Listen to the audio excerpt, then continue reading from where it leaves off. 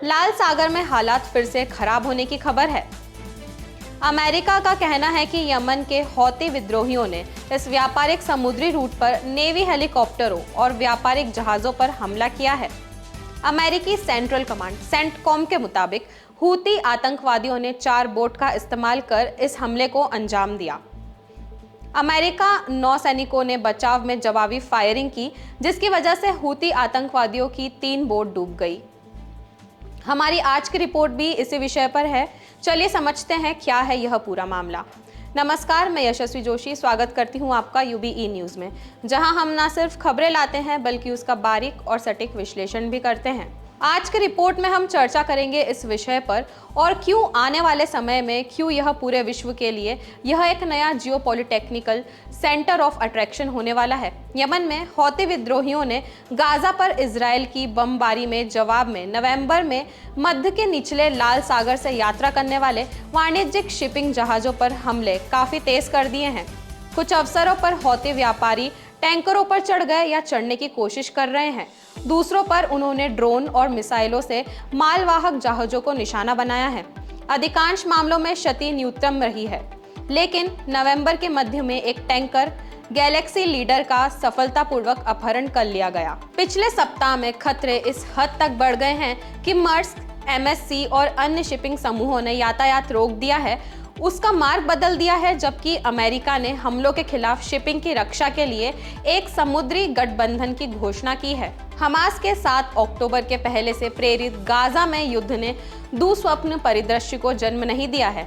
America और Iran में व्यापक मध्य पूर्व संघर्ष की रूपरेखा तैयार हो रही है, लेकिन पिछले कुछ दिनों की घटनाओं के बाद यह खतरा और गंभीर होता दिख रहा है। खतरे का केंद्र लाल सागर में है, जहां यमन में स्थित और ईरान द्वारा समर्थित हौथी सेनाएं इजराइल में वास्तविक या कथित संबंधों वाले मालवाहक जहाजों पर हमला कर रही है। अमेरिका ने नेविगेशन की स्वतंत्रता की मूलभूत सिद्धांत को बनाए रखने के लिए एक बहुराष्ट्रीय नौसैनिक गठबंधन बनाकर इस क्षेत्र से यात्रा करने वाले नौवाहन को सुरक्षा की पेशकश की है। लेकिन राष्ट्रपति बाइडेन ने कहा है कि वह तनाव बढ़ने के डर से हौथिस के साथ सीधे सैन्य टकराव से बचना चाहते हैं। रविवार को अमेरिकी नौसैनिक बलों ने पहली बार उस रेखा को पार किया जिससे 3 हौती नौकाओं के सभी चालक दल के सदस्य मारे गए, जो एक कंटेनर जहाज पर हमला कर रहे थे। कल ब्रिटेन के रक्षा सचिव ग्रांट शॉप्स ने कहा है कि अगर हौती हमले जारी रहे तो ब्रिटेन आगे की कार्रवाई करने में संकोच नहीं करेगा। अब जब तेहरान ने हौथिस के लिए अपना समर्थन समाप्त करने के वॉशिंगटन और लंदन के आह्वान को खारिज कर दिया है, तो एक ईरानी विध्वंसक लाल सागर में चला गया है। अब चलिए समझते हैं दक्षिणी लाल सागर यानी साउथ रेड सी इतना महत्वपूर्ण क्यों है। लाल सागर दुनिया के सबसे सघन शिपिंग चैनलों में से एक है। स्वेस नहर के दक्षिण में स्थित है, जो यूरोप को एशिया और पूर्वी अफ्रीका से जोड़ने वाला सबसे महत्वपूर्ण जलमार्ग है। इसके दक्षिणी छोर पर जिबूती और यमन के बीच लगभग 20 मील चौड़ी पानी की एक नैरो स्ट्रेट है, बॉब अल मंडेब स्ट्रेट, वह क्षेत्र जिसे यमन में हौती विद्रोही निशाना बना रहे हैं। हौती कौन है और वे अब हमला क्यों कर रहे हैं? हौथिस एक यमनी विद्रोही समूह है जो लाल सागर तट सहित देश में पश्चिम पर नियंत्रण रखता है। वे ईरान के साथ जुड़े हैं और आपूर्ति करते हैं, लेकिन राजनीतिक रूप से स्वतंत्र हैं, जबकि अन्य मुस्लिम देशों और समूहों ने गाजा में हमास की मदद करने की कोशिश नहीं करने का फैसला किया है। हौथिस ने अक्टूबर के अंत में इजराइल पर युद्ध की घोषणा की। प्रारंभ में हौथिस ने इजराइल पर लंबी दूरी की बैलिस्टिक मिसाइलें लॉन्च की, लेकिन ये अप्रभावी रही और कुछ को अमेरिका और सऊदी द्वारा रोक दिया गया।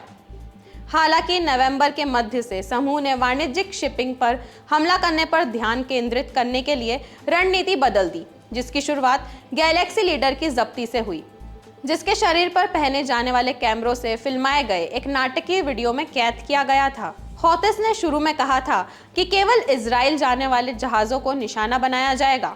व्यापार के लिए खतरा बढ़ गया है, क्योंकि इजराइल से कोई संबंध नहीं रखने वाले अन्य देशों के लिए रवाना होने वाले जहाजों पर हमला किया गया है। प्रावधान शिपिंग को कैसे प्रभावित करेगा?